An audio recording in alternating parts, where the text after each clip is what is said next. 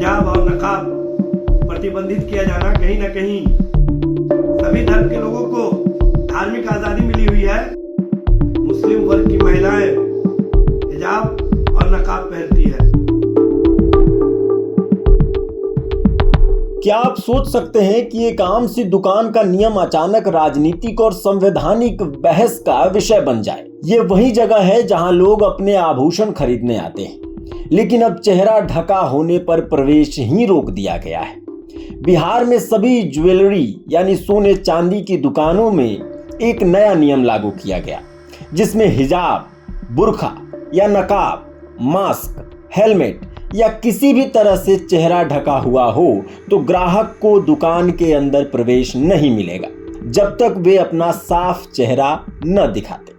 ये फैसला all India jewellers और गोल्ड फेडरेशन के बिहार इकाई ने लिया है और इसका उद्देश्य दुकान में चोरी डकैती रोकना और सुरक्षा बढ़ाना बताया जा रहा है, खासकर जब सोने और चांदी की कीमतें रिकॉर्ड स्तर पर है और चोरी लूट की घटनाएं बढ़ रही हैं। दुकानदारों का कहना है कि जब चेहरा ढका होता है तो सीसीटीवी रिकॉर्डिंग और पहचान करना मुश्किल हो जाता है, जिससे अपराधियों को फायदा मिलता है।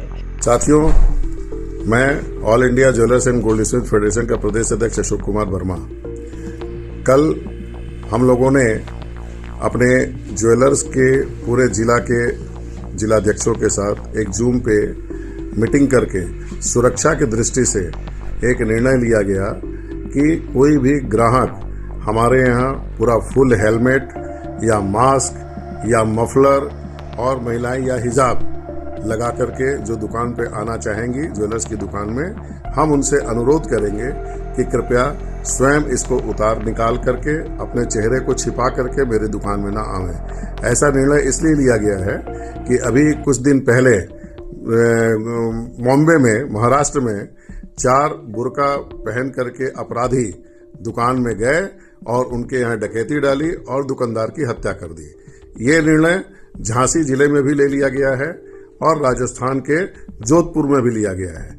उसी अपने सुरक्षा दृष्टि को देखते हुए हम लोगों ने अपने सारे ज्वेलर्स भाइयों से अनुरोध किया है कि अपने आने वाले ग्राहकों के लिए आप इस तरह का एक स्टिकर भी लगावें, जो बहुत ही आजकल में लग जाएगा, और हम अपने जान माल की सुरक्षा के लिए ऐसा किए हैं। धन्यवाद। ग्राहक को कहा गया है कि वे अपना चेहरा दिखाकर ही खरीद फरोख्त कर सकते हैं और ये नियम पुरुषों और महिलाओं दोनों पर लागू होगा। लेकिन इस निर्णय ने राजनीतिक और सामाजिक विवाद को जन्म दे दिया है। खासकर आरजेडी यानी राष्ट्रीय जनतांत्रिक पार्टी ने इस कदम की कड़ी आलोचना की है। आरजेडी प्रवक्ता का कहना है कि हिजाब या बुर्का पर रोक लगाने से धार्मिक स्वतंत्रता पर प्रश्न उठते हैं और ये संविधान में दिए गए अधिकारों के खिलाफ है। हिजाब और नकाब प्रतिबंधित किया जाना कहीं ना कहीं भारत के संविधान और संवैधानिक व्यवस्था के खिलाफ है। भारत के संविधान में सभी धर्म के लोगों को धार्मिक आज़ादी मिली हुई है कि वो अपने धार्मिक परंपरा के अनुसार वेशभूषा और पोशाक धारण कर सकते हैं और उसी अंतर्गत मुस्लिम वर्ग की महिलाएं हिजाब और नकाब पहनती है। लेकिन इसको जिस तरह से परसेप्शन बना करके, जिस तरह से माहौल खड़ा करके, जिस तरह से इसको सुरक्षा और सुरक्षा मानक के तहत प्रतिबंधित किए जाने की बात की जा रही है, ये कहीं से उचित नहीं है। धर्म की भावना को भी आहत किया जा रहा है। इस तरह की धार्मिक भावनाओं को आहत करने वाली कार्रवाई, इस तरह से धार्मिक क्रियाक्रम को रोकने वाली कार्रवाई कहीं से उचित नहीं है। इस संबंध में ज्वेलरी दुकानदार को इस पर विचार करना चाहिए, क्योंकि भाजपा और आरएसएस का एजेंडा यही है कि किसी तरह से जो भारत के संविधान में बाबा साहब डॉक्टर भीमराव अंबेडकर ने आजादी दी है, उसको छीन लिया जाए।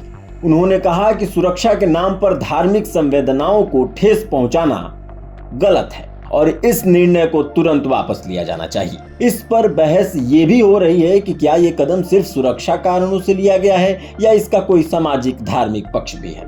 अब ये मामला केवल दुकानों के सुरक्षा के लिए नहीं, बल्कि बिहार में धार्मिक आजादी, सुरक्षा और संविधान के अधिकारों के बीच एक बड़ी बहस का विषय बन गया है।